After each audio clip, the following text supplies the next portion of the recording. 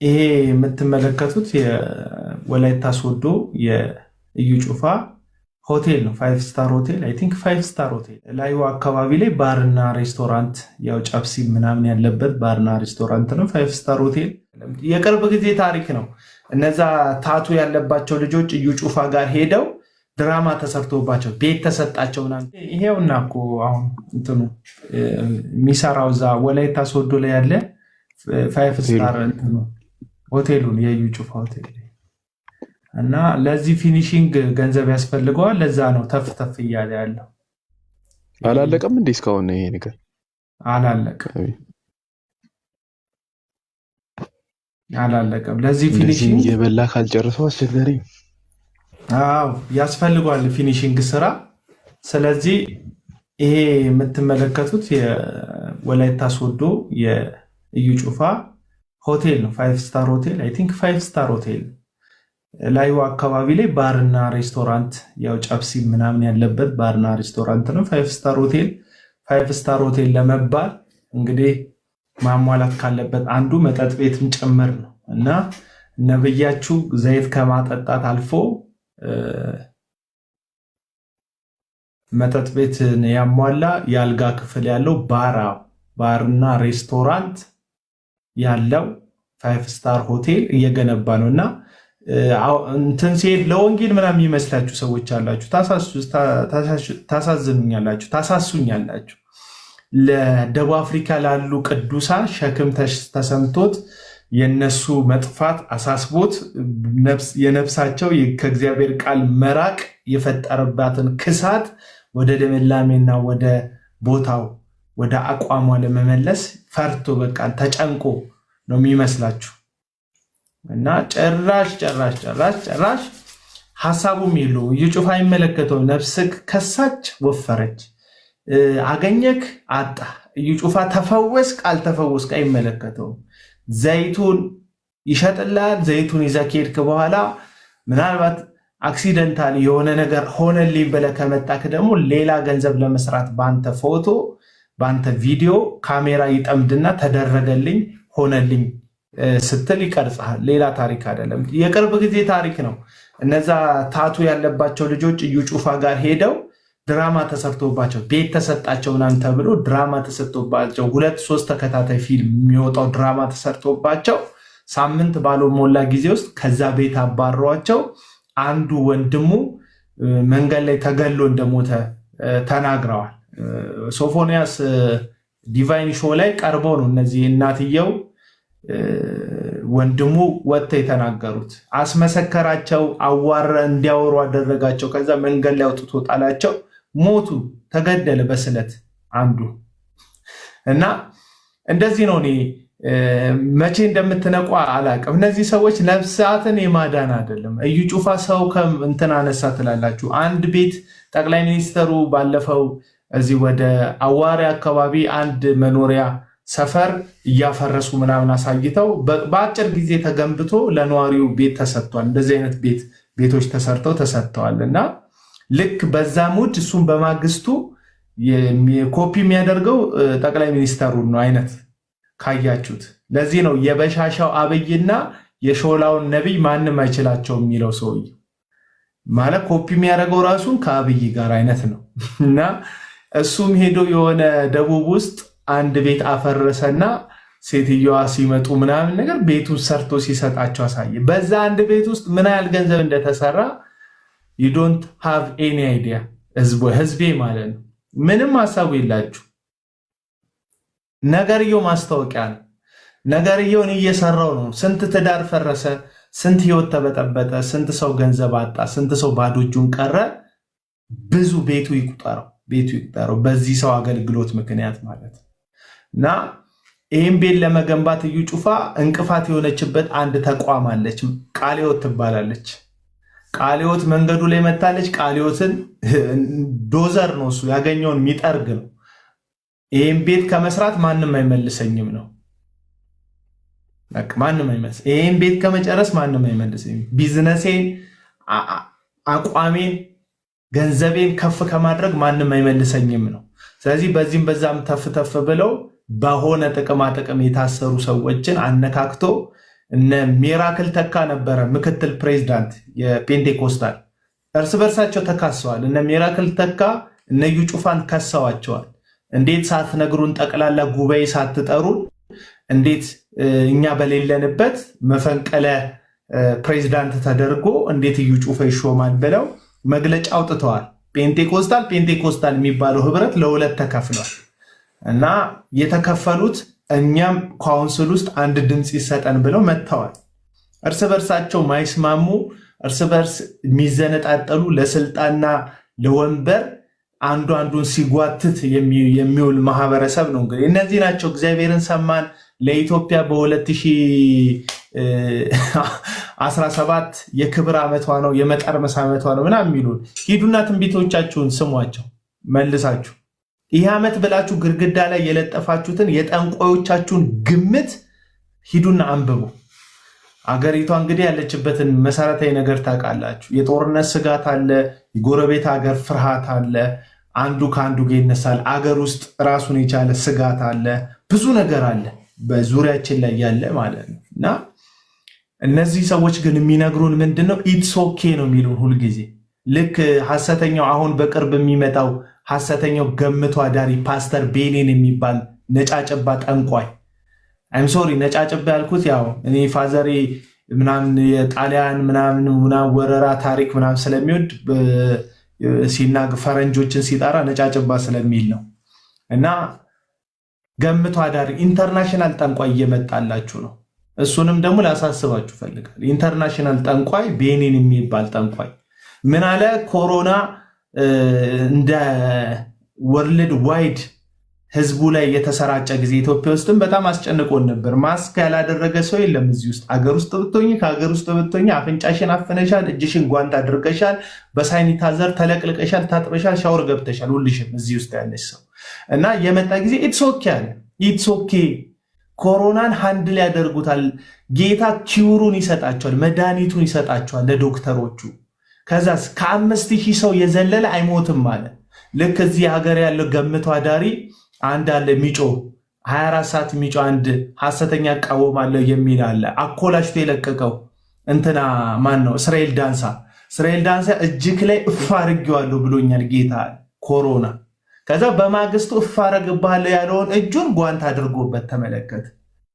ሊጨብጡት የመጡትን ሰዎቹ ራሱ እንደዚህ ነው የሚላቸው ሰላም የሚላቸው የነበረው እና ቤኒንም ልክ እንደዛ ሃንድል ያደርገዋል ጌታ። ከ5000 ሰው የዘለለ አይሞትም። ጉግል ሂዱና ሰርች አድርጉ ምን ያህል ሰው ዓለም ላይ እንደሞተ በኮሮና ምክንያት። 7 ሚሊዮን የሚያክል የዓለማችን ህዝብ በኮሮና ምክንያት ሞተ። ቤኒን ግን ምን አለ? እግዚአብሔር እንዲህ ብሎኛል፣ ከ5000 ሰው የበለጠ አይሞትም ብሎኛል፣ ኢትስ ኦኬ ብሎኛል። ውሸታ። ቤኒን የእግዚአብሔር ሰው አይደለም፣ ገምቶ አዳሪ ጠንቋይ ነው፣ ኢንተርናሽናል ጠንቋይ ነው። የሐሰት ትምህርት ብቻ አይደለም ያለው። አሁን እያንዳንዱ ኢትዮጵያ ውስጥ ያለ ገምቶ አዳሪ ጠንቋይ እንደ እዩ ጩፋ ያለ ከኋላ እንደዚህ አይነት 5 ስታር ሆቴል አድርጎ ከፊት የጽድቅ አገልጋይ መስሎ ገንዘብ የሚበዘብዛቸው ሐሰተኛ ጠንቋዮችን ገንዘብ አዘራረፍ ያስተማራቸው ቤኒን የሚባለው ጠንቋይ ነው። በጣም ነው የሚደንቀው የዚህ ሰውዬን ስራ ብትመለከቱት። 120 መጽሐፍ ቅዱሳዊ ናት ይላል ይሄ ሰውዬ። 120 መንፈሳዊ ናት። 120 ቁጥር መንፈሳዊ ናት። ጌታም 120 አድርጎ ላካቸው። ኖህ 120 ዓመት መርከቡን ለመስራት ፈጀበት። 120 ዓመት እድሜያቸው ወሰነው። መጽሐፍ ቅዱስ ፐርፐዝሊ ነው 120 ዓመት የሚወስነው ምናምን ይልና ምን ይላቸዋል መሰላቸው? $1200 ስጡኝ። 120 እና $1200 ምን ያገናኛል? ቤኔ ግን እዚህ ጋር ልንገር ማነው ይሄ የደብረ ዘይቱ እሺ እሱ ልክ የቤኒን ደረሰ ነው ስሙ። የቤኒን ኮፒ አድርጎ 40 እስራኤል 40 ዓመት ምናምን ሆነ 40 ምናምን ከዛ 400 ነው እሱ ደግሞ የሚጠይቀው 400 ነብይ 400 ነው እሱ እኮ 400 ምናምን ብር እዛችሁ ነው ኮፒ እኮ ነው። ወይ ማለት እስራኤል 40 ዓመት ምድረ በዳ ላይ ተጓዘ ብለ 400 ብር እንዴት ትጠይቃለህ? አንዷ ዜሮ ምርቃላት የእንትናቸው ጥልቀት እኮ ነው። የአእምሮ ረሃብተኝነታቸው ጥልቀት ህዝብን በምን ያህል እንደሚያደነዝዙት አየህ።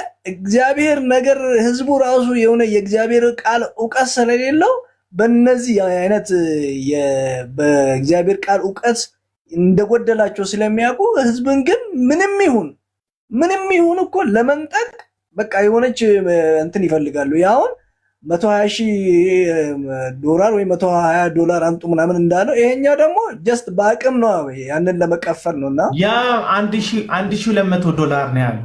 120 ሚል ጥቅስ ጠቅሶ $1,200 ከህዝቡ ይቀበላል። ቤኒን የሚባለው ሰው ማለት ነው። ዛሬ ያገኘሁት ወንድም ደቡብ አፍሪካ አግኝቼዋለሁ አለኝ። አንድ ወንድም አግኝቼ ነበር እና ያገለገለበትን ተካፍያለ እመኑኝ እየመዘገበ አለ የሚሰጠውን ሰው ስምና አድራሻ እመኑኝ የዛሬ ዓመት ስመጣ የሰጣችሁኝን 10 እጥፍ ጌታ ካልሰጣችሁ ይኸው ስማችሁን መዝግቤያለሁ እመልስላችኋለሁ 10 እጥፍ አድርጊ ብሎ ከህዝቡ መለሰ። በአመቱ አልመጣም ሰውዬው። 10 እጥፍ እንዲመለስልህ ትሰጣለህ። ሁለት ማረጋገጫ አለ። አንደኛ የእግዚአብሔር ሰው ይመልስልኛል 10 እጥፍ አድርጎ ብለህ ትሰጣለህ። 5,000 ብር ቢኖር ኪስ ውስጥ ትሰጣለህ። 10,000 ቢኖር ትሰጣለህ። በሁለተኛ ደረጃ ደግሞ ጌታ ይሰጣቸዋል። አንደኛ እኔ እሰጣቸዋል፣ ጌታ ካልሰጣችሁ እኔ እመልስላችኋለሁ አለ። ሁለተኛ ግን ጌታ ይሰጣቸዋል አለ። ስለዚህ ስትሰጥ አንተም ብልጣብልጥ ነኝ ብለህ ሁለት አድቫንቴጅ ይዘህ ነው የምትሰጠው። ጌታ ካልሰጠኝ የእግዚአብሔር ሰው ይሰጠኛል ብለህ ገባ። ምንድነው ይሄ ትኩረት? እንደዚህ አይነት ትኩረት የሚያስደርጋቸው ነብሄኒን ስትል የሰማዩን አምላክ እግዚአብሔርን ሳይሆን የሚያገለግሉት ኖትን ነው የሚያገለግሉት። የገንዘብ ኖትን ነው የሚያገለግሉት። የመንግስት ማህተብ ያለበትን የሚገዛ የሚሸጠውን ገንዘብን ነው የሚያገለግሉት። ኢየሱስ ደግሞ ለሁለት ጌቶች ልትገዙ አትችሉም ብሏል። አለቀ በቃ። እዩ ጩፋ ገንዘብን ነው የሚያገለግለው። በቃ ሌላ ታሪክ የለው። አሁን ለሃጫቸውን እያዝረበረቡ ነገ እሱን ለመሆን የሚከጅሉ አረማመዳቸው እንደሱ የሚያደርጉ ፀጉር አጎፋፈራቸውን እንደሱ የሚያደርጉ ሱፋቸው ራሱ አንድ አይቻል። አንድ ነብይ ነኝ የሚል አዲስ አበባ መጥቶ ነው አዲስ አበባ ውስጥ እንደማይኖር ያስታውቃል። ምክንያቱም በሳይክል መሄጃው ቦታ ላይ ነው የሚሄደው የኮሊደር ልማቱ ላይ እና የአዲስ አበባ ነዋሪ እንዳልሆነ ያስታውቃል። እና ያደረገው ሱፍ አረንጓዴ ሱፍ ነው። እሱም ቪዲዮ አይታችሁታል። ኤርሚ ያደረገው ሱፍ እና የሚራመደው የዩ ጩፋ አይነትን አረማመድ ነው። ፂሙ እንደዩ ጩፋ ነው፣ ፀጉሩ እንደዩ ጩፋ ነው እና የሚራመደው በምንድነው? በሳይክል መሄጃው ላይ ነውና ግሪን ኤሪያው ተነስቶ ነው የሚሄድ የሚመስለው ልጁ ማለት ነው። ምንድነው ኮፒ የሚያደርገው? እኔ ያሳዝነኛል። ግሪን ኤሪያው እየተጓዘ ነው የሚመስለው። ቴንኪዩ ፌብዬ፣ አሁን እኮ ተገለጽሽልኝ እኮ። እና በዚህን ያክል ደረጃ የሚሳደቡት አሁን ለምሳሌ ዩጩፋን ወክለው የእግዚአብሔር ሰው ነው ምናምን የሚሉ ሰዎች ማረጋገጫችሁ ሲባሉ አጋንንት አስወጥቷል ነው የሚሉት። ሌላ ታሪክ የላቸው። አጋንንት አስወጥቷል። አጋንንት በቃ ሌላ የለም።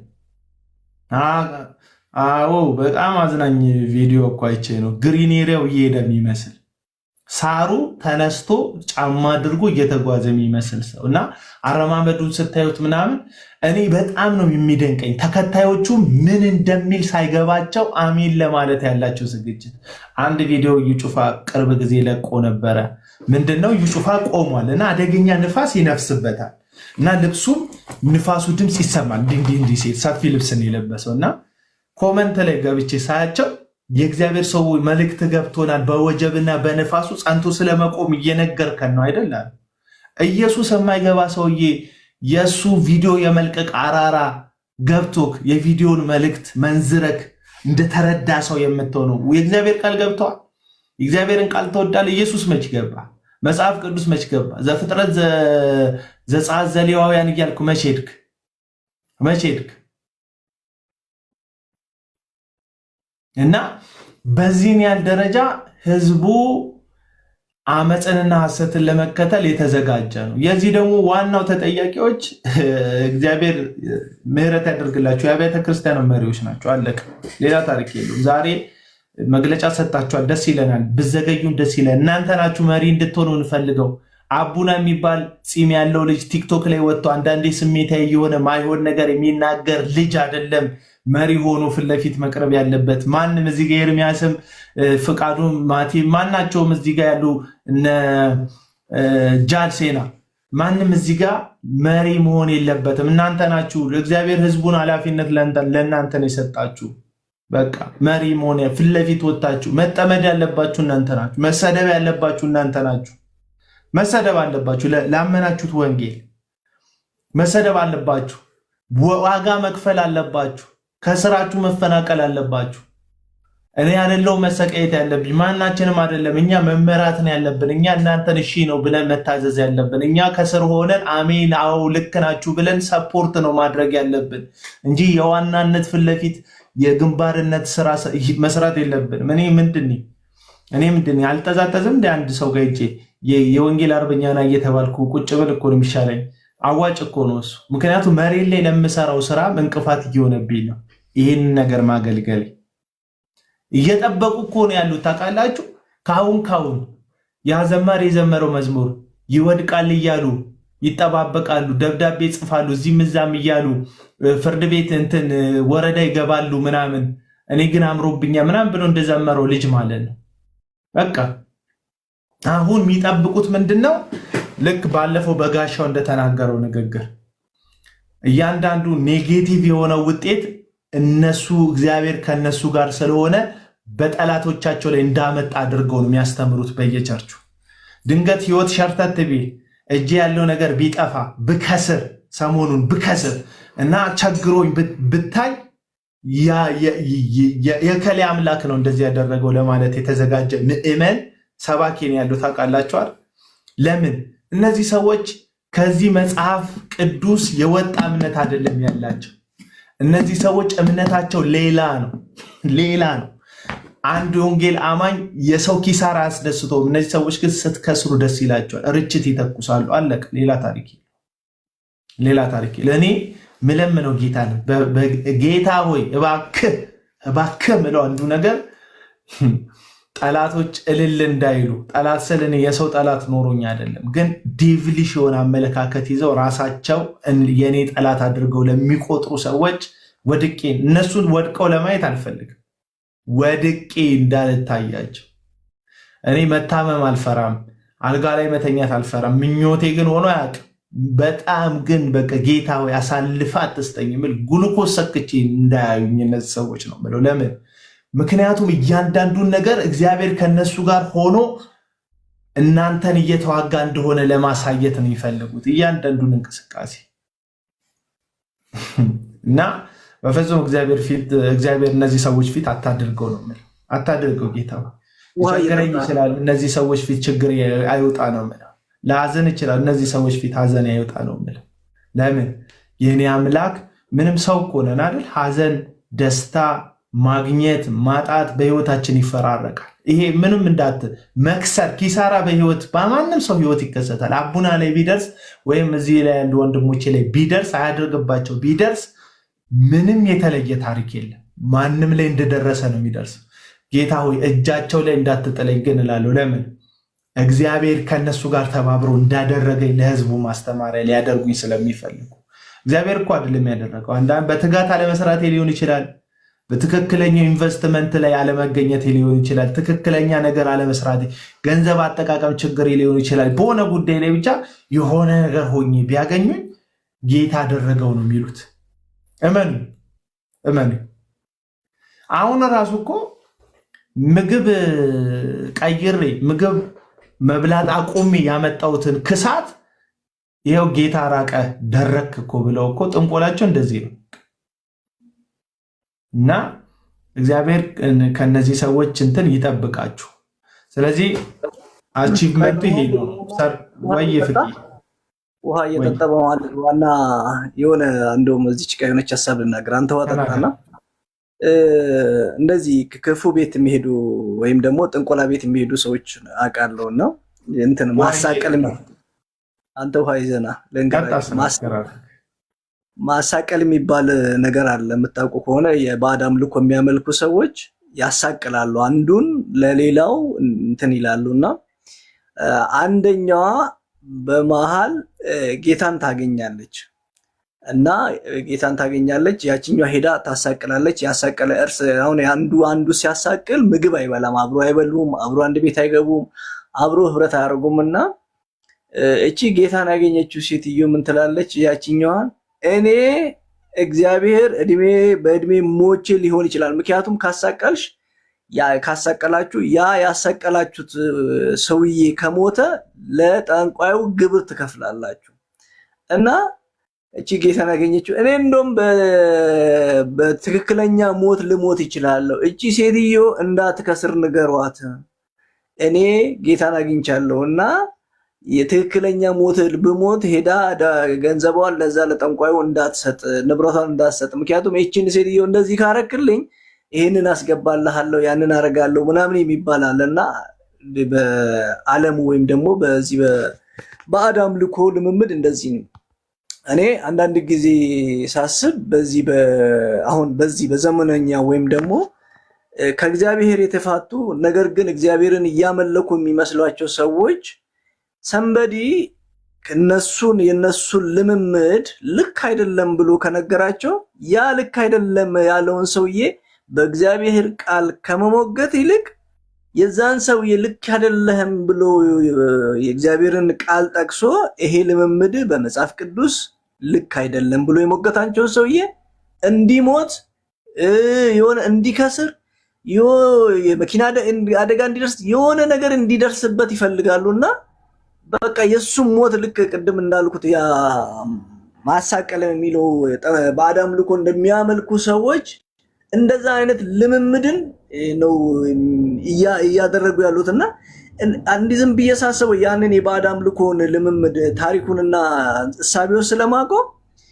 ሰዎች ከእግዚአብሔር ሐሳብ ወደ ባዕዳም ልኮ ያንን ባክግራውንዳቸው ምናልባት እነኚህ ሰዎች በኋላ ታሪካቸው ቤተሰቦቻቸው ወይም ደግሞ እነሱም የዚህ አይነት ልምምድ አላቸው ወይ?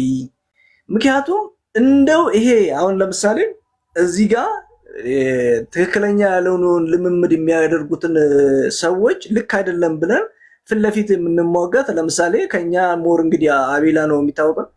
አንድም ሰው እኔ እንግዲህ ይሄው 2 ዓመት ሞልቶናልና አንድም ሰው አቤላ የእግዚአብሔር ቃል አንስቶ አቤላ በዚህ ነገር ልክ አይደለም ብሎ በእግዚአብሔር ቃል ፍለፊት መጥቶ ሲሟገት አይቻላቅም። እናንተ ካያችሁ አይዶን ነው አንድም ሰው ሌሎችም አሉ ወንድሞች እንግዲህ እናንተ የምታደርጉት ልምምድ ልከኛ የእናንተ የምታደርጉት እዩ ጩፋ የሚያደርገው እነ ምራክል ተካ የሚያደርጉት ልምምዳችሁ ከእግዚአብሔር ቃልና ከእግዚአብሔር ሐሳብ የተፋታ ነው፣ የጨለማና ሐሳብ ልምምድ ነው የምታደርጉት ብለን እንደምንሞግታቸው እነሱ ግን የእግዚአብሔርን ቃል ጠቅሶ የኛን ሐሳብ ሲያፈርሱ አታይም። ነገር ግን እዚህ ይሄንን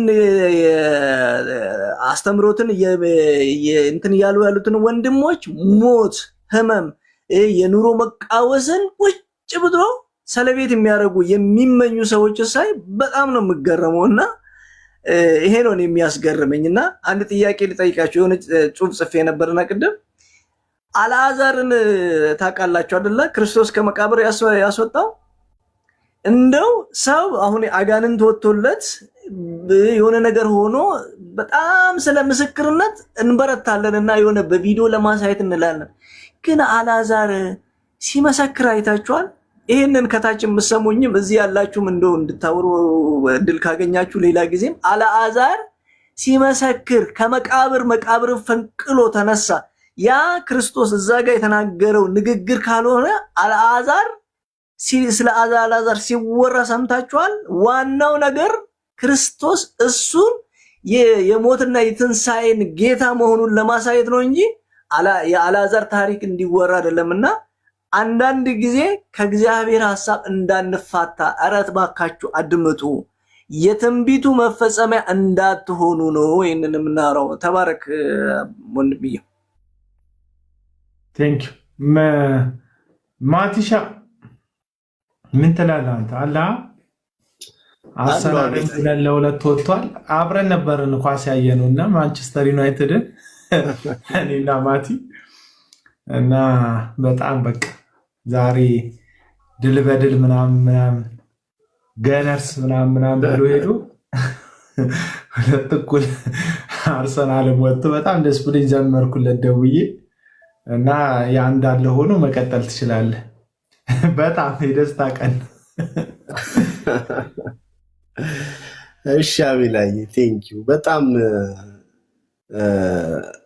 የሚገርም ነገር ነው እያነሳችሁ የነበረው እና ብዙን የሀሳብ ውስጥ ያለውን ነገር ነው ስታወሩ የነበረው።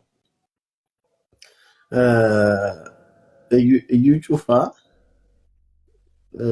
ቃለ ሕይወት ቤተክርስቲያን ላወጣችው መግለጫ የሰጠው ምላሽ በተለይ ወደ መጨረሻዎቹ አካባቢ ሳነበው አይተህ ከሆነ የተናገረው ነገር አለ። አንደኛ በጥላቻ የታወሩ ናቸው አለ። እንዲህ ስላሉት እኔ ቃለ ሕይወትን ቴንኪው ማለት የምፈልግበት አንድ ቃል ምንድነው? ራሱን ነብይ ነኝ ብሎ የሚጠራው ይላል መግለጫው ላይ። ይሄ ከቃለ ሕይወት ቤተክርስቲያን መውጣቱ ራሱ ልብን የሚያረሰርስ ነገር በጣም አሁን እዚህ ጋር ያሉ ሰዎች ራሱ ይሄን ፖይንት ካነሱ የኢዩ ጩፋን ነብይነት ከዚህ ከትልቋ ቤተክርስቲያን ጋር ነው መነጋገር ያለባቸው። እንደ እግዚአብሔር ቃል ነገሩን ፈትሸው በደንብ አይተውት ሊዘረፍ ያለውን ምዕመኗን የጠበቀችበት መንገድ የኢዩ ጩፋ ሐሰተኛ ነብይነት ከእግዚአብሔር ያልሆነ ነብይ እንደሆነ ማረጋገጫ ሰጥታ ቃለ ሕይወት ቤተክርስቲያን የጻፈችው። እኛ ደግሞ የእሷን ድምፅ ነው አሁን እያስተጋባን ያለነው፣ እሷ የሰጠችው መግለጫ እንጂ አዲስ ነገር አይደለም። እና ትርፎ የተነካበት ሰው ሁልጊዜ መጮሁ አይቀርም። ትርፎ የተነካበት ሰው ሁልጊዜ ማበዱ አይቀርም። ስለዚህ የቃለ ሕይወት ቤተክርስቲያን መሪዎችን ምን ብሎ ይናገራል? በጥላቻ የታወሩ ናቸው ይላል። በጣም እኮ ነው የሚቀልደው። ማለት እኔ ገንዘብ ስሰበስብ ደስ የማይላቸው እያላቸው እኮ እኔ ብዙ ገንዘብ ሳገኝ የማይወዱ እኔ ምዕመኑን ስዘርፍ የማይወዱ እያለ እኮ ሌላ ምን አይነት ትርጉም ልንሰጠው እንችላለን? ኃላፊነት የጎደላቸው ይላል። እንዴ ህዝቡን አትዘረፉ ማለቱ ነው እንዴ? የቃለ ሕይወት ቤተክርስቲያን ማለቷ ነው እንዴ? ኃላፊነት የጎደላት መሪዎች ናቸው ያሏት የሚባል። ዘይት የሚሸጥበት ቦታ አትሂዱ፣ ቲሸርት የሚሸጥበት ቦታ አትሂዱ፣ በፈውስ ስም የሚያደናግሯችሁ ሰዎች ጋር አትሂዱ፣ ከእግዚአብሔር ያልሆኑ ሐሰተኛ ሰዎች ጋር አትሄዱ ማለቷ ነው ኃላፊነት የጎደላት። ኋላ ቀር አስተሳሰብ ያላቸው ይላል። እኔ ደግሞ ፎቶ ነው በጣም ራሱ የገረመኝ የለቀቀበት። አቤል ቅድም ባክግራውንድ አድርጎት ነበረ። የሆነ መነጽሩን አድርጎ ምን የት ቦታ ላይ እንደሆነ አይዶን ነው ከረዳችሁ የት ቦታ ላይ እንደተነሳ ቦታው ብቻ ከመነጽሩን አድርጎ ወደ ጎን የሆነ አክሽኑ ምናምን የህንድ አክተር መስሎ በቃ ሰዎች ሁሉ ላይ የመረበብ አይነት ነገር እኔ የተሻልኩ ነኝ ማለት አይነት ነገር እያሳየ ቴንኪው ኬፕታውን ነው እያለኝ ኬፕታውን ላይ ሆኖ ተነስቶ እንደዚህ አይነት መንገድ ነው ምላሽ የሰጠው። እና ምን ይላል? ቃለ ሕይወት ቤተክርስቲያን ተሰብስበው አውጥተው የላኩለትን መልእክት እሱ ምንድነው የሚለው? ኋላ ቀሮች ናቸው። ኦኬ በጣም ዘመናዊ መሆን እንዳንተ ኬፕታውን አስፋልት ላይ መነጽር አድርጎ ወደ ጎን የህንድ አክተር መስሎ ፎቶ ተነስቶ እንደዚህ አይነት ነውር የሆነ ምላሽ መስጠት ነው እንዴ? ይሄ ነው ዘመናዊነት? መጽሐፍ ቅዱስ እኮ የሚሻሻል አይደለም፣ ከዘመን ጋር አብሮ የሚቀየር አይደለም። ዘመንን የሚቀይር ነው ራሱ ቃሉ። እና በጣም የገረመኝ እሱ ነው። በመንፈሳዊ አይን ትኩር ብላችሁ ካያችሁት ልክ ዘሌዋውያን መጽሐፍ ላይ እንዳለው ይሄ ሰው አይነ ሞጭሟጫ ነው። ልክ ዘሌዋውያን ላይ እንዳለው ሰው ወደ እግዚአብሔር መንግስት እንዳይገባ እንደተባለው አይነት ሰው እከካም ቋቁቻም ተብለው እንደተገለጹ እግዚአብሔር መንግስት አይግቡ እንደተባሉት አይነት እንደዚህ አይነት ነገር ነው የምትመለከቱበት።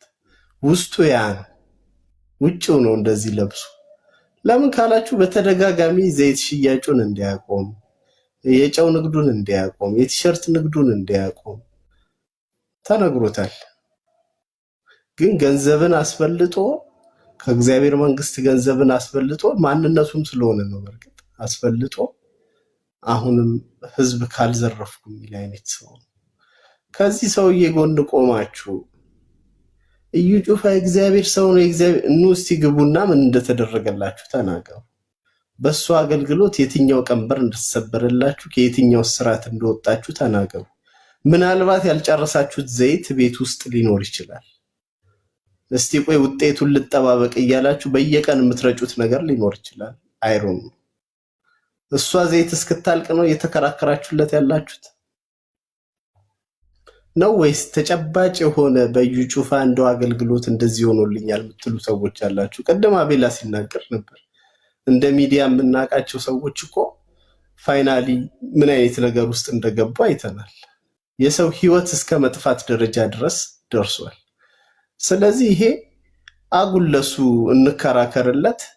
ቅድም ሲነሳ እንደነበረው ለምን ይነካሉ እነዚህ ሰዎች ብሎ ከመነሳት አንፃር ካልሆነ በስተቀር ሰውየው እያደረገ ያለው ነገር ጤና ቢስ ነገር ነው። ስለዚህ እኔ የምመክራችሁ ቃለ ሕይወት ቤተክርስቲያን ያወጣችው መግለጫ ትክክለኛ መግለጫ መሆኑን አውቃችሁ በዛ ፎርም ውስጥ ራሳችሁን ብትከቱና እንደዛ ብትኖሩ ውጤታማ ትሆናላችሁ። የምር ነው። ይሄው ስለ ፎቅ ስለ ቤት እዚህ ምድር ላይ ስላለም ስኬት ምናምን ነው እኮ የሚወራው። ቢቀርብንስ እኛ ባንፈወስስ? በመገረፉ ቁስል እኮ ተፈውሰናል። እኛ እኮ ዘላለማዊ ሰዎች ነን እኮ። ስለዚህ ስለ ምድሩ ነገር ብላችሁ ስለዚህ ሰውዬ የምትከራከሩ ሰዎች ብታቆሙ በጣም ጥሩ ነው ብዬ አስባለሁ። ይሄን ሐሳብ ለመጨመር ያህል ነው። ሰላም ሁኑልኝ። ቴንኪው።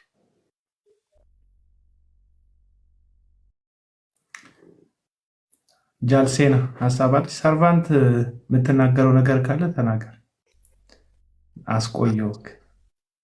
እሺ፣ ሰላም ይብዛላችሁ ወንድሞቼና የተወደዳችሁ ቅዱሳን። አቤል በጣም ነው የሚያከብሪ። ቴንክ ዩ ሶ ማች። በጣም እየሰማው ነበር የሁላችሁንም ሐሳብ፣ የፍቃዱንም፣ የእርሜንም፣ የማቴንም፣ ያንተንም የወጣው የወንድማችንም እየሰማው ነበረ። ቀደም ደግሞ እኔ ሐሳብ አድርጌ ያስኩት አንድ ሐሳብ አለች። ቀደም ያነበብካት ማቴዎስ 7 ከ15 ጀምሮ ያነበብካት በጣም የምትገርም ቃል ነውና ጌታ ሆይ የሚል መንግስት ሰማያትን ከቶ እንደም አይገባም ብሎ ይህ ግልጽ የተናገረበት ኢየሱስ ራሱ ነው። እና አንድ ነገር ይገባል እና እዚህ ውስጥ ያለው 227 ሰው አለ እና ምንድነው ክርስቲያን ራሱ እንዴት ነው ቃል አነብም ወይ እንዴት ነው የሚሆነው? ራስን ነቢይ ነህ ብሎ ነቢዩ አጋንንት ስላወጣ ነው ወይ ነቢይ የተባለው? ኦሜጋ የሆነበት ቸርች ስለተከለ ነው ወይስ ነቢይ የተባለበት? አላማውስ ታርጌቱ ዋናው ምንድን ነው? ነቢይ እንዲባል ያደረገው አንድ ሐሳብ ውስጤ ለቃን እያነበብኩ ነበርና ሐዋርያ ሥራ ላይ ምዕራፍ 8 ላይ ታውቃላችሁ ይህን ቃል። አንድ ሲሞን የተባለ ሰው በጣም ብዙ ድንቅና ታምር ግሩም የሆነ ሽባ ያስነሳ ነበር፣ አጋንንት ያስጮይ ነበር። ነገር ግን በኃይል ፊልጶስ የተባለ መሰማሪያም ወረደ፣ ክርስቶስንም ሰበከላቸው ካለ በኋላ በክርስቶስ ኢየሱስ ስም ድንቅንና ታምራትን አደረገ። የሚገርምና እዛን ሰዓት ነው የስምዖን ምስጢር የተገለጠለት። እና አንድ ሰው ነቢይ እንዲሆን የሚያደርገው ትንቢትን መናገር ነው ወይ አጋንንት ማውጣት ነው ወይስ ትበላለህ ትጠጣለህ በማለቱ ነው ወይስ? እና እሱንም ጥያቄ ፈጥሮኛል። እና ብዙ ሰዎች አሁን የቀደም ማቲ እንዳወራው የፐርሰናል የአንድ ሰምበዲ ደጋፊዎች አሉ እና ለምን እንደዚህ ይሆናል? እኛ የክርስት ምርኩዝ ነን እንጂ የአንድ ሰው ግለሰብ ምርኩዝ አይደለንም። እና ነቢይ እንዲባል ያደረገውስ እንዴት ነው ነው አንደኛ እሱ ነው። እና ጌታው የሚል ምናልባት ሰዎች አንደርስታንድ አደርጋሉ ከችግር ጊዜ አንተ ቅድም የሆነች ነገር አንስተ ያለና ኢትዮጵያ ድህነት ውስጥ ነው ያለችው። ምናልባት ከድህነት አንፃር ሰዎቹ ያላችሁ መከራ እንዳለ አያውቁም። መጽሐፍ ቅዱስ የእግዚአብሔር ቃል ሲናገር በዚች ምድር ዓለም ላይ ያላችሁ መከራ አለባችሁ፣ አይዟችሁ እኔ ዓለምን አሸንፋለሁ። እኛ የምንኖረው በተሸነፈበት ዓለም ውስጥ ነው የምንኖረው። መከራ አለን አዋለን። አንደኛ ቆሮንቶስ የሚገርማችሁ አንደኛ ጴጥሮስ የተጻፈው የሚገርማችሁ ለክርስቲያን ነው የተጻፈው እና ምንድነው የሚለው እዛ ስፍራ ላይ ለተበተኑት ይላል። ለተበተኑት ክርስቶስ ኢየሱስን ተቀብሎ ለተበተኑ መከራ ለደረሰባቸው ይላል እና እነኚህ ሰዎችስ ምንድን ነው ወይ ለምን እኔ አሁን እዩ ጩፋ ብትል አዋሳም ያውቀው ነበረ፣ ሻሸመኔም እንዲሁ ይመጣል፣ አዲስ አበባም እንዲሁ እና ምንድን ነው ሰው የሚፈልገው ምንድን ነው? ኢየሱስ ደግሞ ከኬዝ ጋር ከምድራዊ ነገር ጋር ጉዳይ የለውም ነው እኔ መረዳት። ጉዳይ የለውም፣ በቃ የለውም። ህይወት ጉዳይ ነው። እኔ ያለ አይደለ የመጣሁት ህይወት እንዲሆንላችሁና እንዲበዛላችሁ ህይወት ነው እንጂ የሚበዛው መኪና ቁልፍ አይደለም። ለእኔ የሚበዛልን እዚህ ውስጥ ያለው ሰውም እየሰማ ነው። የሚበዛልን ለእኔ ህይወት ነው እንጂ መኪና፣ ቤት፣ አውሮፓ ቤት መስራት፣ መሄድ፣ መውጣት እንዲህ መሆን አይደለም የሚበዛው። ህይወት እንዲሆንላችሁ መጣዋል፣ እንዲበዛላችሁ። የሚበዛው ህይወት ነው እንጂ መኪና አይደለም። አሜሪካ ማሄድ አይደለም፣ አውስትራሊያ ማሄድ አይደለም። እሱ አይደለም። እሱ ከሆነማ በጣም ብዙዎች ይሄዳሉ። እሱ እንደዚህ ከሆነማ ወንጌል በእንደዚህ አይነት አንጻር ካየነውማ 666 ውስጥ ያለው ጦንቃይ ውስጥ ያለው እየሄደ ነው። ጓደኞች አሁን አባቶቻቸው ጦንቃይ ውስጥ ናቸው የሚኖሩት፣ ነገር ግን አሜሪካ ናቸው ያሉት፣ ይሄዳሉ። ወንጌል ኬዝ እንደዚህ በምድራዊ ጋር የተገናኘ አይደለም። መከራ አለ። ክርስቲያን ለምንድን ነው ቃል ማነበው? ክርስቲያን ለምንድን ነው ተነስቶ ይሄ ነገር እንትን ማይለው? አንደኛ እሱ ነው። ሁለተኛ ደግሞ አንድ ግለሰብ ቅድም ሸቀጥ የተባለ ነበር። አንድ ግለሰብ ፐርሰናል አንድ ሰንበዲ ለፈውስ ብሎ የሆነች ነገር ፕላንት ሲያደርግ ታርጌት ያደረገው ነገር ለምን ህዝቡ አይነቃም? ለምን ህዝቡ አይነቃም? ለምን ጌታው የሚል መንግስተ ሰማያትን አይገባም አለ። በቃ ጽድቄን ፈቃዴን የሚያደርግ ነው፣ የእግዚአብሔርን ፈቃድ የሚያደርግ ነው አለ። እና ይሄ ነገር እንዴት ነው የሚረዱት? ጥያቄ ነው፣ የኔ ጥያቄ ነው። ቀጥሎ ደግሞ ይሄን ነገር መገንዘብ አለብን፣ ማየት ያለብን። የሆነች ጊዜ እናንተም ታውቃላችሁ፣ እቺን ሐሳብ አንተም አንስተ ነበር። የሆነች ጊዜ እየተከታተልኩ ነበር ከስር ሆኜ ከአንድ ነቢይ ከተባለ ከአንድ ክርስቲያን ከአንድ ፐርሰናል ከአንድ ቤተክርስቲያን ኦሜጋ የሆነ ቤተክርስቲያን እንበል እንጂ ቤተክርስቲያን ከሚመራው መሪ ከአንደበቱ ጽድቅና እውነት ይወጣል እንጂ የሆነ ተራ የሆነ ነገር አያወጣም። አባቶቻችን ቀድሞ የነበሩት ወንጌል የቆረቆሩት 150 ዓመት የኖሩት በጣም ወንጌል ያስቀጠሉት እዛ ስፍራ ላይ በጽድቅ ያገለግሉት አሉ። ካውንስል ውስጥ ላይ እንደዚህ አለ።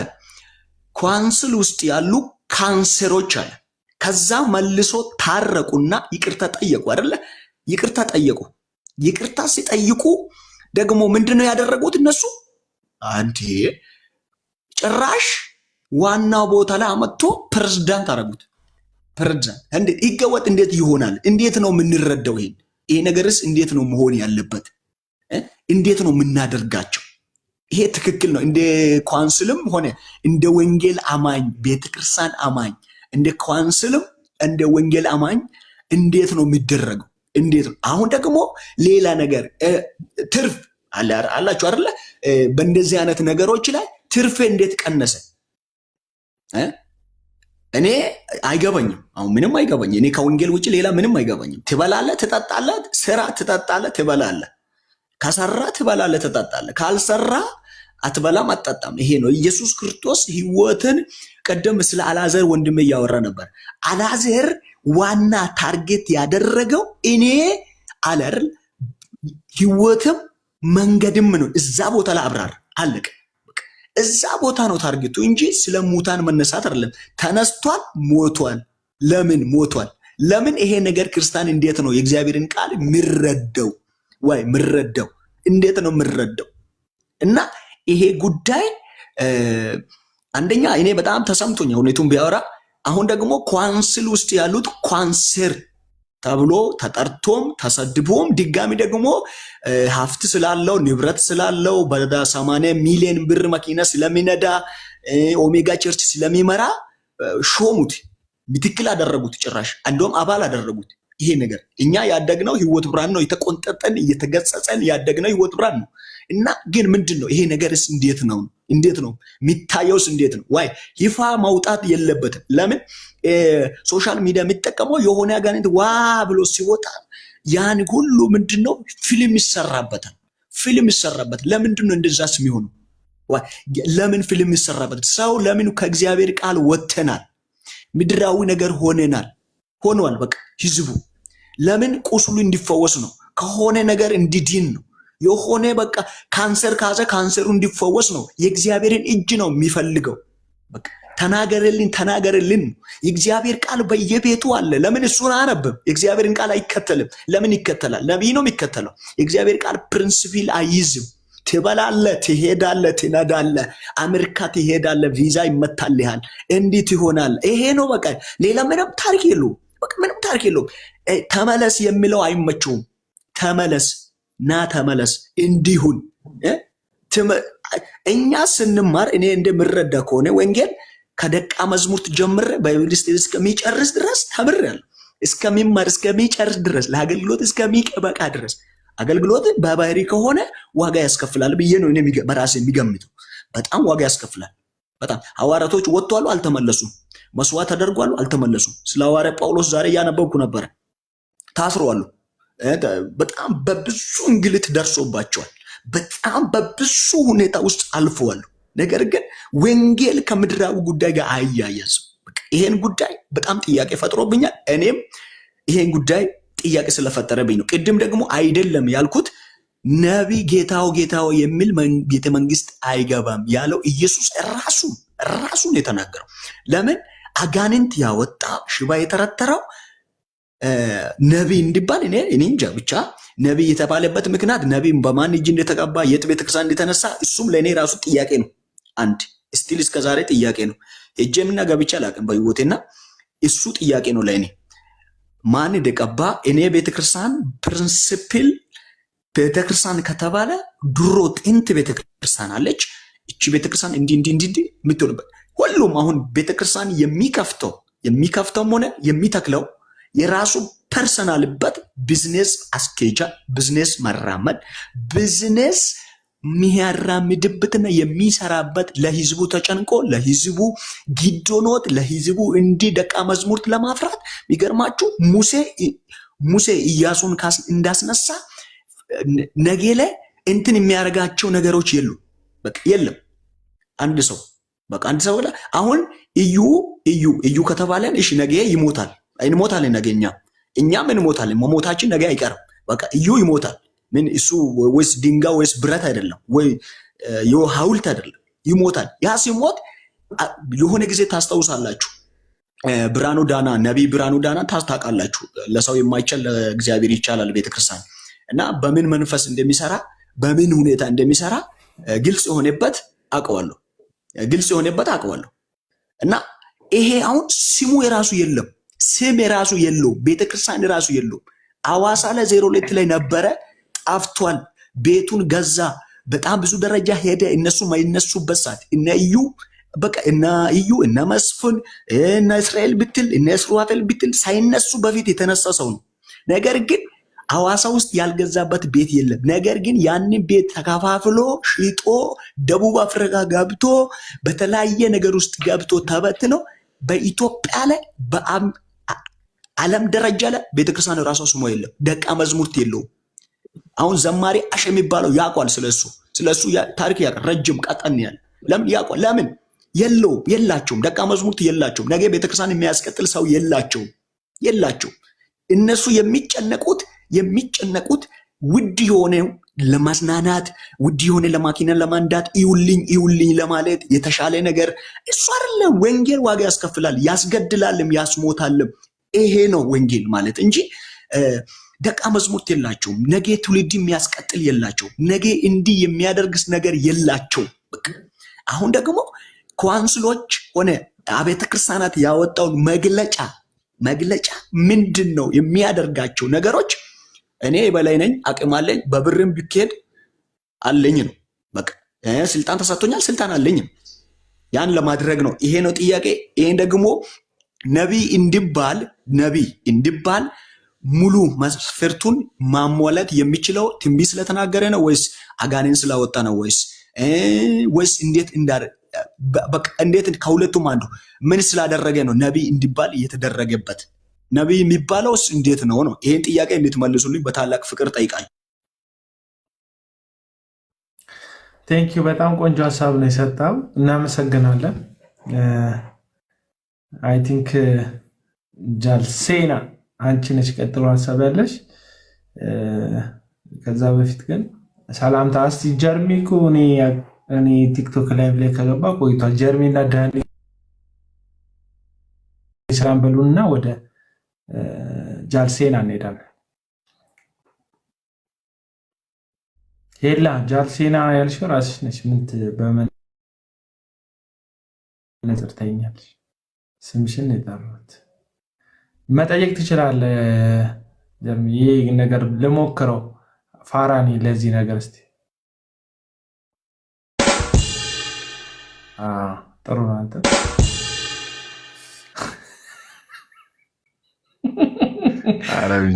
መጠየቅ ትችላለህ። አይ አዲስ ወረደ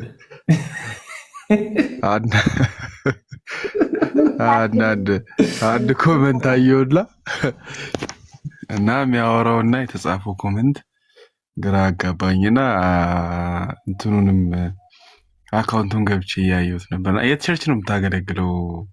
ሰርቫንት ማነው የሚለው? መሳፍንት ነው። የሞገስ ሕይወት ቤተክርስቲያን ፍጹምን ሰው ለክርስቶስ ለማቅረብ በሚለው ራዕይ ውስጥ ነው የሚያገለግለው። ስለ ትውልድ ላይ በሚሰራበት ሐዋሳ እዚህ ቪዲዮ ፖስት ያደረግከው ውስጥ ያለው ልጅ ጋር ነው የምታገለግለው?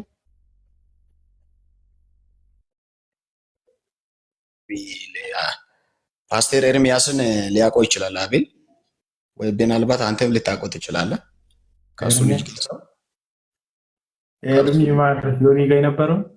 አዎ ኤርሚን አውቀዋለሁ። ኦኬ እሱ ጋር ነው። ኦኬ። አይ የሆነ ፖስቶች ምናምን ሳይ ለዛ ነው የጠየኩት። ቀጥሉ። አይደል እሺ ጀርሚ ክፈትና ሰላም በለን ወንድም ማለት እኔ ራሱ ወይዬ ሰላም ለእናንተ ይሁን። ግን አንተ ላይቭ ከፍተህ ማታውቅ ሰውዬ ላይቭ ላይ ገብተህ አቅም ብሎ ሀሜት አይከብድም? መች ነው አንተ ላይቭ የከፈትከው? አንተ ራሱ ላይቭ ላይ ካየው በጣም ታዲያ፣ ስለዚህ አብረን የጠፋ ነው። ሰላም ለእናንተ ይሁን። እንዴት ናችሁ? ሁላችሁም ደህና ናችሁ ወይ? እየሰማሁኝ ነበርና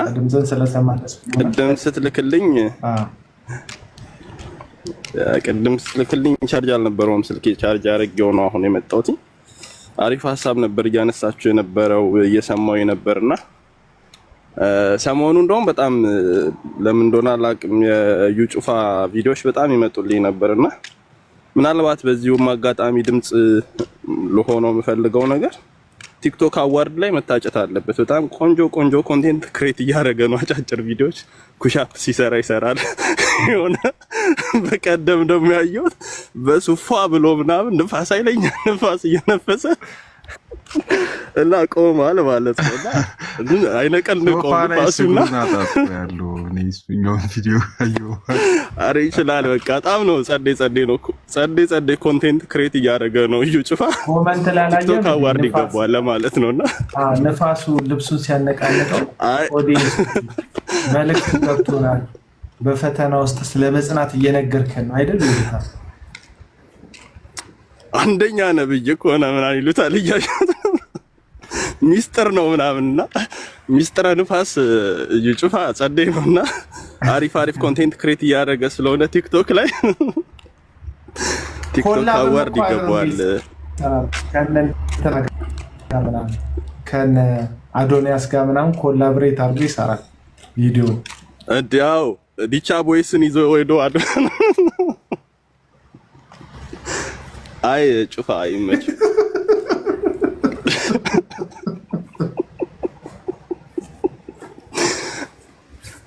እና እኔ ላይቭ ከገባው በጣም ቆይቻለሁ። በእንደዚህ አይነት ሁኔታ ባታስወራኝ ነው የሚሻለው። እየሰማው ነው። በቃ ቀጥል።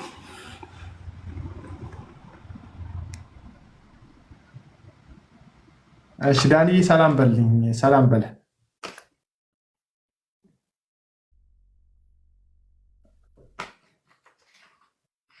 ዳኒ ያወራ ከሆነ ድምጽ የለም። ምን አለ? ኤርፎን አድርገህ ከሆነ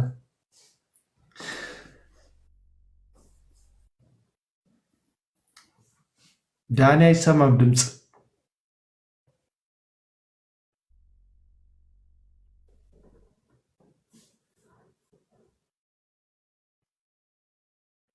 ይሰማችኋል? የዳኒ ድምጽ ወዳጆች አይሰማም። የለም የዳኒ ድምጽ ዳኒ ድምጽ አይሰማም። ዳኒ ኩሻፕ እየሰራ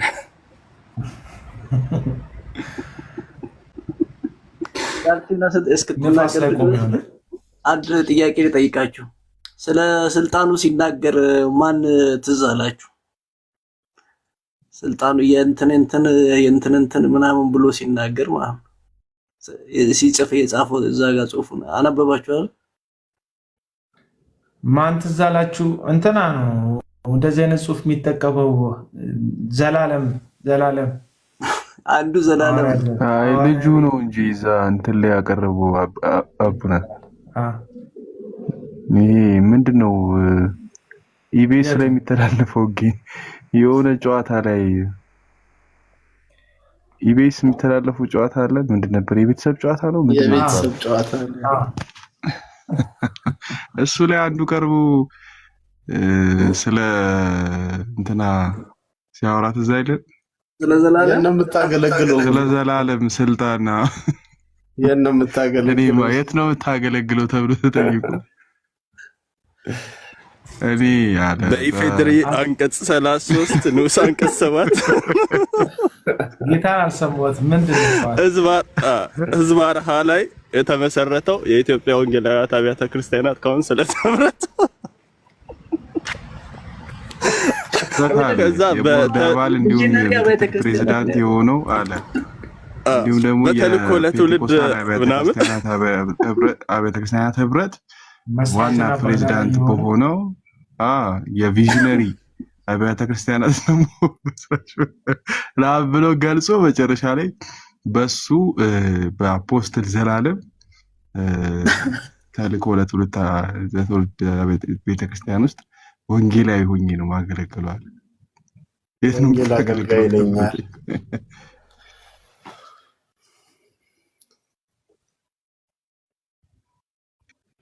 የሚደንቅ ነው። የሁሉ ማራጋለው ማን አገልጋይ ተሾመ? ምን ሆነ ነው ይሁሉ ስድብ የምትሰድበን? ሴላ የለኒ ዘመድ ሀሳብ ካለሽ መቀጠል ትችላለሽ። በኮሜንት መሳተፍ ከሆነ ሀሳብሽም ችግር የለም። ዳኒ ሰላም ይበላችሁ ብዬ ነበረ። ዳኒ ያለ አለው አቤል ድምፅ አይሰማም ነበር። ካለ ሰላም በለና እሱ ሀሳብ አሁን ሰላም ታቀርብልህና ይሰማል። በነፃነት እንድትናገር ነው። እሺ ይሰማል። እንዴት ናቸው አቤላ? ሁላችሁም ሰላም ብያለሁ። ኤርሚ ነጃል ሁሉም አለን ይመስገን። ምናልባት ጊዜ ከሰጠኝ ከጃል በኋላ አንድ ሶስት ነገሮች ማውራት ፈልጋለሁ በዚህ ጉዳይ በሐሰተኞቹ ጉዳይ ታወራለህ። እሺ ቀጥይማ ቀጥይ። እሺ ቴንክ ዩ ጋይስ፣ ተባረኩ። ጸጋና ሰላም ይብዛላችሁ። እንዴት ናችሁ? አይ ቲንክ አቡ ስታክ እያደረገ የሆነ ሰዓት ላይ እና ታፍታቡን ከፍ እናድርገውና 50 ሺህ እናስገባው። ከታች ኮፒ ሊንክ አድርጉ። እንግዲህ እንደዚህ አይነት ነገር ሲነገር ያው ድሮ ቀረ ብዙም አልልም የኔ እንትን ራሱ ቲክቶክ ነው መርቆ ባርኮ ስታክ ታደርጋለህ የሆነ ሰዓት ላይ አይንተው ተብሎ የኔትወርክ ችግር ይመስለኛል። ታብታብ እናድርግ ባይሆን ግን ታብታብ አድርጎ ታብታብ እናድርግ፣ ሁላችንም ታብታብ እናድርግ እና ሼርም ኮፒ ሊንክም አድርጉ። አሁን የተናገረው እንግዲህ ቃልዮት ላይ የተናገረው ነገር እንደ አጋጣሚ ሆኖ የሆነ ሰዓት ላይ ፍቄም ታስታውሳለህ፣ እኔ ቤት ይሄ የካውንስሉ ጉዳይ ሲነሳ አውርተንበት ነበራል። ፍቄ ታስታውሳለህ ብዬ ገምታለሁ። በጣም ማለት የገመትነው ነገር ኦልሬዲ ሆነ፣ ግምታችን ኦልሬዲ ሆነ። እንደዚህ አይነት ነገሮች ሲፈጠሩ አስቀድሞ ሰው ሲናገር ጥላቻ ወይም የወንጌል እንቅፋት የሚመስላቸው ብዙ ሰዎች አሉ። ቅድም አቡ አንድ ያነሳቸው ሁለት ወንድማማቾች ጉዳይ ሲያነሳ ግርም አለኝ። እነዛ ልጆች ባይገርማችሁ ከመከሰቱ በፊት ኖ ብለን ነበርና ኖ ብለን ሳንጨርስ እነዛ ልጆች ሜዳ ላይ ወድቀው አቡ ካስታወስ እነዚህ ልጆች ሜዳ ላይ ይወድቃሉ በኋላ ብሎ ተናግሮ ነበር። እነዛ ልጆች ሜዳ ላይ ወደቁ። ወንድምየውም ባልታሰብ በማይታወቅ ምናምን ተገደለ ምናምን ተባለ። ኦኬ የሆነ ነገር ሲናገር ሰው ጥላቻና ለወንጌል እንቅፋት ናችሁ ብላችሁ የምታስቡ ሰዎች ቆም ብላችሁ አሁን አስቡ። ቃልዮት ቤተክርስቲያን ማለት አይደለም ለአንድ ተራ ቦዘኔ ነጋዴ፣ አጭበርባሪ፣ ሌባ፣ ወንበዴ አይደለም መልስ ሊሰጣት በሱ ሀገር እንደ ሀገር ያለማች ከልማት እንኳን አንጻር ሀገር ላይ በጣም ተጽዕኖ ያደረገች ቤተክርስቲያን ናት። ትውልድን የሰራች ወንጌል መናገር እንኳን ነፃነት በሌለበት ዘመን ላይ ትውልድን በወንጌል ስርጭት የሰራች እና አሁን እንደዚህ አይነት የመንደር ሰው እየመጡ ቃልዮት ላይ በእንደዚህ አይነት አፉን ሲያላቅቅ ከታች ያላችሁ የሱ ሰዎች ሆ ማለት የለባችሁ፣ መቃወም ነው ያለባችሁ። ቃልዮት ቤተክርስቲያን ከዩ ጩፋ እኮ አሁን ነው የመጣው። ቃልዮት ቤተክርስቲያን ዋጋ የከፈለች ብዙ ምዕመንን ያፈራች በብዙ ዋጋ ከፍላ ዛሬ ላይ ያለች ቤተክርስቲያን ናትና እንደዚህ አይነት ነገር ሲፈጠር እንደው ቀለል አድርጋችሁ ስታዩት ምዕመኑ ምን ያህል ጭንቅላታቸው እንደተበረዘና ለማይሆን ነገር ራሳቸውን አሳልፈው እንደሰጡ ነው የምናየው። እና ማስተዋል በጣም እየጎደለን እንደሆነ በቃ እንዴት ነው አላቅም፣ እንዴት ሀሳቤን መግለጽ እንዳለብኝ ብቻ ሰው በዚህ ልክ ነው ጭንቅላቱ የወረደው። ትልቅም ቤተክርስቲያን እንደዚህ አይነት የሰፈር ዱርዬ ወጥቶ ሲናገር እዩ ጩፋ ይችላል የምትሉ ሰዎች አለማወቃችሁን መሀይምነታችሁ ነው የምትናገሩት። ያንን ነው የምታስረዱ ለኛ። እና ቤተክርስቲያንን እንጠብቃለን የምትሉ ክርስትናችሁን እንጠብቃለን የምትሉ ሰዎች ይህንን ሰው መቃወም ግዴታችን ነው። አዎ ግዴታ ነው። በቤተክርስቲያን ብዙ ዋጋ የከፈሉ አባቶች፣ ብዙ ደማቸውን ያፈሰሱ፣ ትላንትና ቆሻሻ ተደፍቶባቸው ቱቦ ውስጥ ተኝተው ወንጌል የሰበኩ ወንድሞችና አባቶችን ይሄ የነሱ ምዕመን ዘርፎ ነው በነገራችን ላይ እንጂ ወንጌል ስርጭት ወጥቶ አይደለም። ወንጌል ስርጭት ወጥቶ ያመጣው አንድ ምዕመን የለውም። ግን የኛ ምዕመን እግዚአብሔርን የራሱ የጉዳይ አስፈጻሚ አድርጎ ስለሚያስብ እዩ ጩፋ ጋር ሄዶ ዘይትና ጨው ገዝቶ በረከት አመጣለሁ ብሎ የሚያስብ ህዝብ ስለሆነ ከቤተ ክርስቲያን ይኮበልላል። ይሄ ደግሞ ትክክል አይደለም። ለቤት አስቀድሞ ለነበሩት አብያተ ክርስቲያናቶች ቦታ ልንሰጥ ይገባል። ዋጋ ለከፈሉ አባቶች ሐሳባቸውን ልንቀበልና ሐሳባቸውን ተቀብለን ደግሞ ልንሰራበት ይገባል። ብዙ ጥሉ የምትችሉ ወንድሞች ስላላችሁ እኔ ቻናል ካልኩኝ ይበቃኛል። ጸጋና ሰላም ይብዛላችሁ ጋይስ። አንድ ደቂቃ ስጡኝ እስቲ ከታች ኮፒ ሊንኩን ከፍ እናድርገውና ቢያንስ እስቲ ዋንኬ እናስገባው ኮፒ ሊንኩን ከታች አንድ ደቂቃ ዋንኬ እናስገባው ጋይስ። ሁላችንም ኮፒ ሊንክ እናድርግ። የአቡናን ፕሮፋይል ተጭናችሁ ለ60 ሰው ሼር አድርጉ።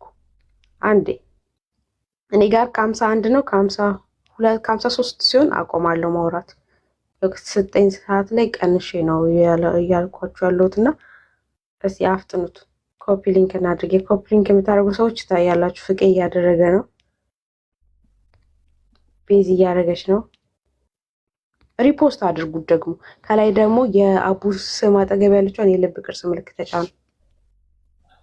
ሁላችሁም ትችላላችሁ። እዚህ ላይ ያላችሁ ሰዎች ሁላችሁም ትችላላችሁ። ከአቡ አጠገብ ያለችውን የልብ ቅርጽ ምልክት ተጫኗት። ሜምበር ሁሉ ቤቱ ላይ ኮፒ ሊንክ እናድርግ። ከታች ያው ደግሞ ታውቃላችሁ ሪፖርት ይደረጋል። አንዳንድ እንደዚህ የጠንቋይ አገልጋዮች የሆኑ የጠንቋይ ቀሚስ ጎታቾች እንግዲህ ሪፖርት ያደርጋሉና ይሄ ቀሚስ ታይ ሪፖርት ላይ ቴንክ ዩ በጣም ምልክት ተጫንሰ ቴንክ ዩ ጋይስ ቴንክ ዩ። አንድ ደቂቃ ነው የቀረኝ። አቡ ታገሰኝ። አቁሚ ልትለኝ በቃ አፋፌን ምናምን ልትለኝ ይመስለኛል ስታይኝ እንደዚህ። አንድ ደቂቃ እኔ እንትን አልችልበትም ብዙም አድርጉ ምናምን እንደዚህ ይጨንቃል። የልብ ቅርጿ ምልክት ንጫን ከላይ ጋይስ። ዳኒ የልብ ቅርጿ ምልክት ስላለ ጄርሚ የልብ ቅርጿን ተጫናት። ጄርሚ የልብ ቅርጿን ተጫናት። ፍቄ ማቲዚ አንዳንድ ኮይን ነው የምትወስድባችሁ። የልብ ቅርጿን ሴተኛ ዳሪ አመንዝራ ነው የምትለው። እስቲ ናገባና ተናገር። አዎ ጠንቋዮች ሙሽሮች ናቸው። ቴንክ ዩ ጄርሚ ስለሰማኝ። ጠንቋዮች ሙሽሮች ናቸው። ከታች ሚዜ ያላቸው አጃቢ ያላቸው ምናምን እንደዛ ነገር ናቸው። ማቲ ቴንክ ዩ በጣም ምን አይነት ብልግና የምትጽፈው አሁን አንተ አገልጋይ ነኝ ምናምን ብለህ ሴተኛ ዳሪ ምናምን ብለህ ኮመንት መጻፍ ሼም በጣም ችግር ስላለበት እሱ ራሱ አንድ ቀሚስ ጎታይ ስለሆነ እኮ ነው ነካውበት።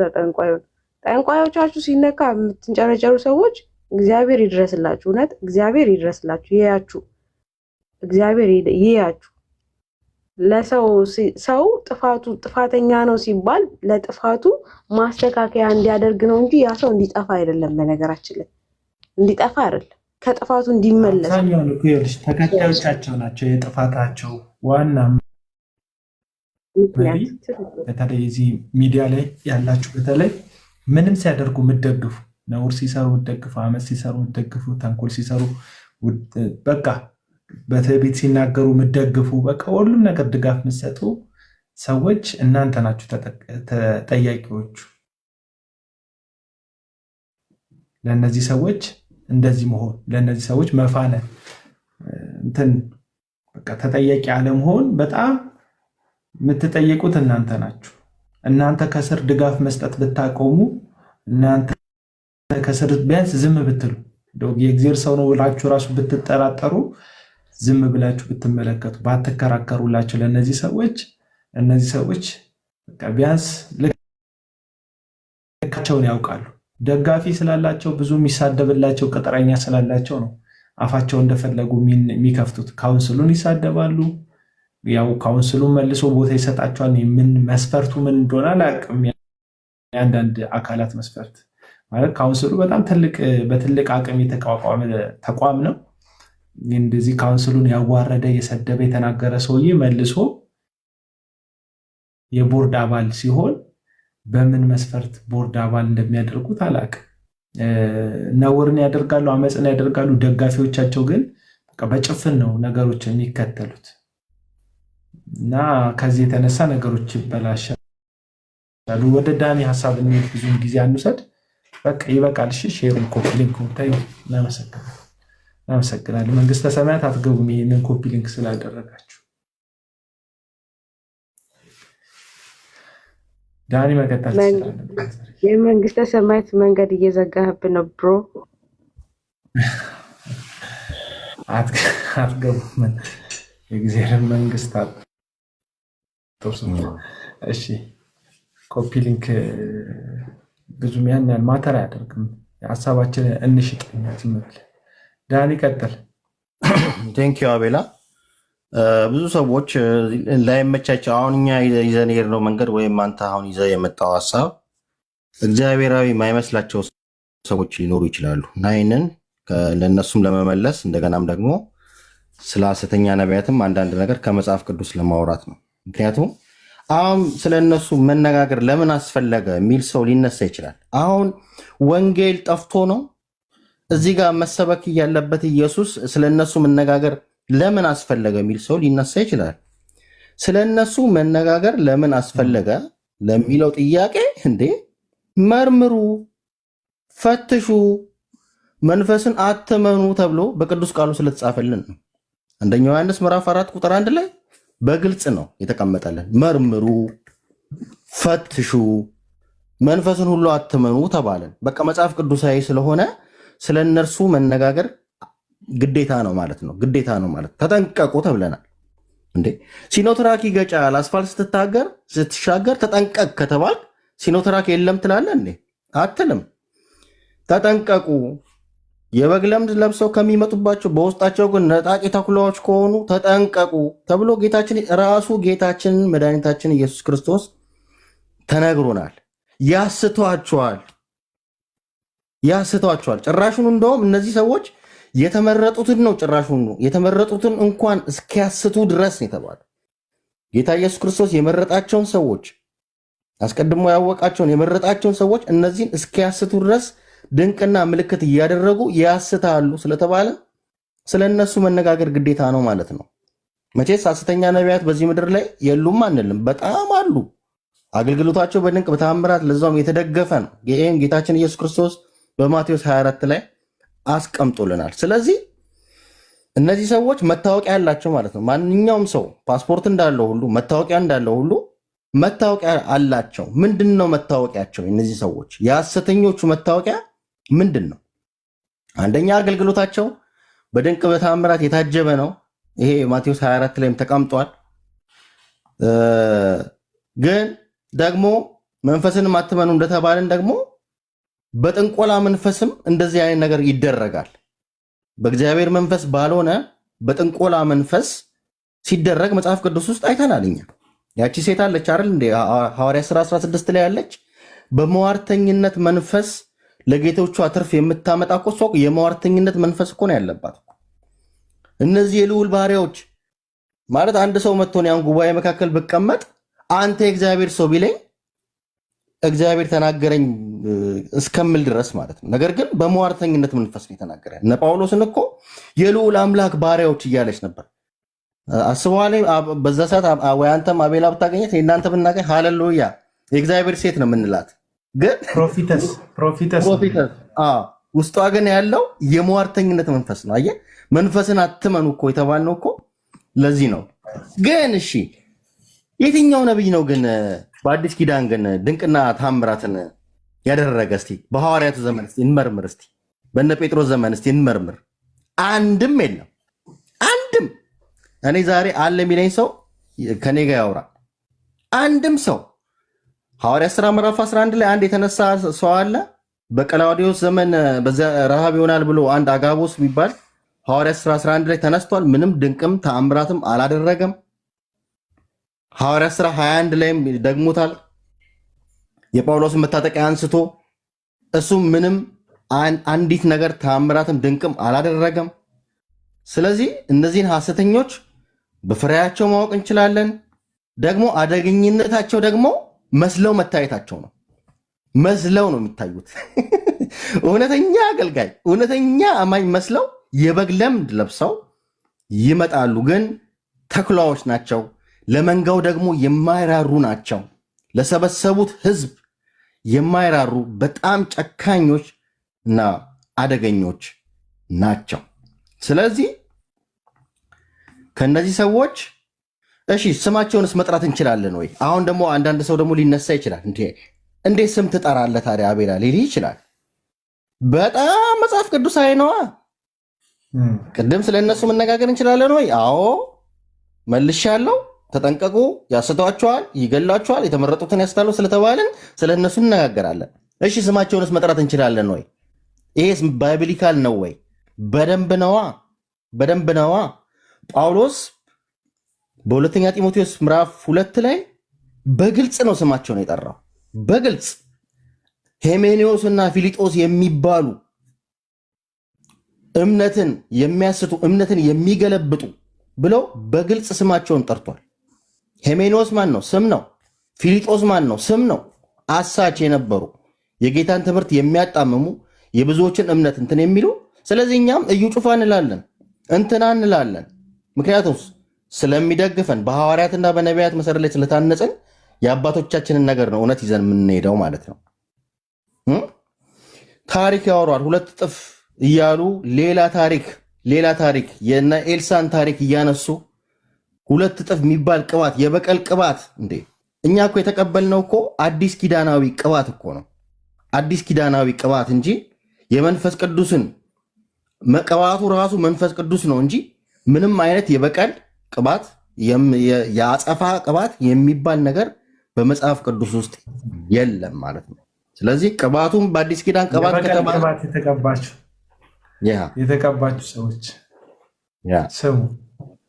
እናንተ እንግዲህ ሽጉጥን ሰጣችሁና ሄዳችሁ እንትና በበቀል ቅባት ኤልዛቤልን እንደፈጠፈጣት ትገሉበታላችሁ እንጂ አዲስ ኪዳናዊ አይደለም። ምክንያቱም ሄደን ያቺ መንደር እነዛ ከኢየሱስ ጋር የነበሩ ደቀ መዛሙርት ትጥፋ እችን ከተማ አንድዳ ሲሉ ጌታችን ራሱ ተቆጥቷል። እናንተ የተቀበላችሁትን መንፈስ አታውቁም እንዴ? የሰው ልጅ የጠፋውን ሊያድን እንጂ ሊያጠፋ አልመጣም እንዳለ በአዲስ ኪዳን ቅባቱ ራሱ መንፈስ ቅዱስ ነው። እናንተም ከቅዱሱ ቅባት ተቀብላችኋል ነው ያለን። በቃ ተቀብለናል። እኛ 1 ዮሐንስ ምዕራፍ 2 ላይ አለ ተቀብለናል። ስለዚህ አዲስ ኪዳናዊ ነገር እያደረግን ነው። መጽሐፍ ቅዱሳዊ ነገር እያደረግን ነው። ስም መጥራት ተገቢ ነው። ስለነሱ ማውራትም ተገቢ ነው። ምክንያቱም መጽሐፍ ቅዱስ ይደግፈናል። ይህን ለማለት ነው። አቤላ ሰሞኑን እንግዲህ ከቻልም በትንሽ ቅርብ በረከት ጌታ እድል ይሰጠናል። እንገባለን። በደንብ ቻሌንጅ እናደርጋለን። ተባረኩልኝ።